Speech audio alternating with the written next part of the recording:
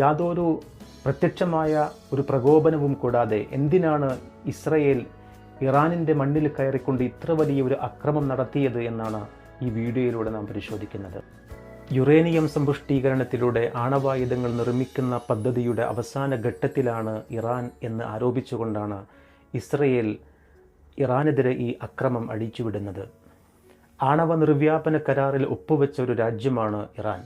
2015 ഐക്യരാഷ്ട്രസഭയിലെ സ്ഥിരാംഗങ്ങളായ രാജ്യങ്ങളുമായി joint plan of actions എന്ന ആണവ നിർവ്യാപന കരാറിൽ ഒപ്പുവെച്ച ഒരു രാജ്യം കൂടിയാണ് ഇറാൻ. ഈ കരാർ പ്രകാരം ഒരു അന്താരാഷ്ട്ര ഏജൻസിയുടെ നിരീക്ഷണത്തിൽ മാത്രമേ യുറേനിയം സമ്പുഷ്ടീകരണം സാധ്യമാകുകയുള്ളൂ. ഈ കരാർ പ്രകാരം ആണവായുധങ്ങൾ നിർമ്മിക്കാൻ കഴിയില്ല എന്ന് മാത്രമല്ല, സമാധാനപരമായ രാജ്യത്തിൻ്റെ പുരോഗതിക്കാവശ്യമായ ഊർജോൽപാദനത്തിന് വേണ്ടി മാത്രമേ യുറേനിയം സമ്പുഷ്ടീകരണവും സാധ്യമാകുകയുള്ളൂ. സത്യത്തിൽ ഈ കരാറിൽ ഒപ്പുവെച്ച് ഇതുമായി മുന്നോട്ട് പോകുകയായിരുന്നു ഇറാൻ.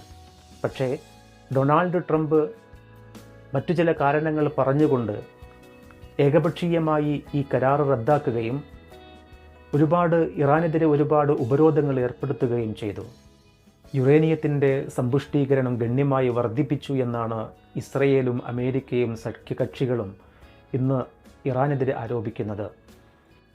60% സമ്പുഷ്ടീകരിച്ച യുറേനിയം 400 കിലോഗ്രാം ഇന്ന് ഇറാൻ്റെ പക്കലുണ്ട് എന്നാണ് ഇസ്രയേലും അമേരിക്കയും ആരോപിക്കുന്നത്. ആണവായുധം നിർമ്മിക്കാൻ 90% സമ്പുഷ്ടീകരിച്ച 25 കിലോഗ്രാം യുറേനിയം മാത്രം മതി. ഇതുകൊണ്ട് തന്നെയാണ് ഇസ്രയേൽ ഇത്രമാത്രം പ്രകോപിപ്പിക്കപ്പെടുന്നത്.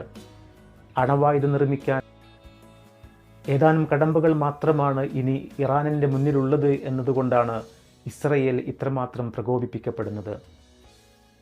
ഈ പ്രശ്നങ്ങളെല്ലാം പരിഹരിക്കുന്നതിന് വേണ്ടി ഇറാനും അമേരിക്കയും തമ്മിൽ ചർച്ച പുനരാരംഭിച്ചതാണ്. ചർച്ചകളുടെ പല ഘട്ടങ്ങൾ കഴിഞ്ഞ് 6ാം ഘട്ട ചർച്ച ഒമാനിൻ്റെ മധ്യസ്ഥതയിൽ നടക്കാനിരിക്കെയാണ് ഇസ്രയേൽ ഇറാനിൻ്റെ മണ്ണിൽ കയറിക്കൊണ്ട് അക്രമം ആരംഭിക്കുന്നത്.